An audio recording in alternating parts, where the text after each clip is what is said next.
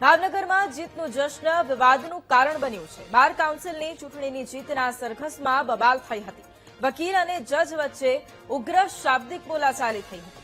વકીલ અનિરુદ્ધસિંહ ઝાલા અને જજ એચ.એસ. મુડિયા સામસામે આવી ગયા હતા। ડિસ્ટ્રિક્ટ કોર્ટ પાસેથી ડીજે સાથે નીકળેલી રેલી મુદ્દે વકીલ અને જજ બાખડ્યા હતા। અવાજ ન કરવાની રજૂઆત કરતા વકીલ અનિરુદ્ધસિંહ ઝાલાએ ઉથ્થપાઈભર્યું વર્તન પણ કર્યું। ચૂંટણીમાં જીતેલા વકીલે જજને પોતાનું કામ કરવાની સલાહ આપી। જજની મનાઈ અને છતાંય વકીલે બેન્ડ વગાડવાના આદેશ આપ્યા હતા। જજના પદની મર્યાદા ભૂલ્યા છે જીતેલા વકીલ અનિરુદ્ધસિંહ ઝાલા।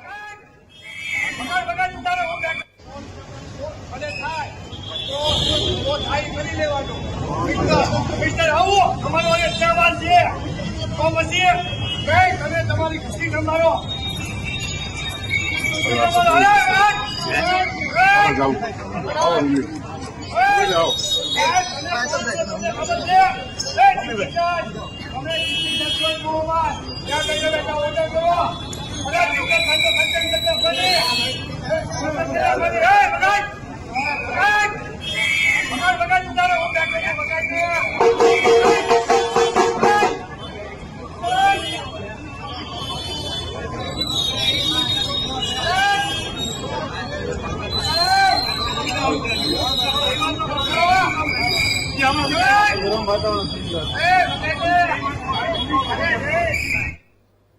અને આજ મુદ્દે સંવાદદાતા રાજુ ફોન લાઈન પર છે। રાજુ, ભાવનગરમાં બાર કાઉન્સિલની ચૂંટણીમાં જીત બાદ સરઘસમાં બબાલના દ્રશ્યો સામે આવ્યા, શું વધુ જાણકારી?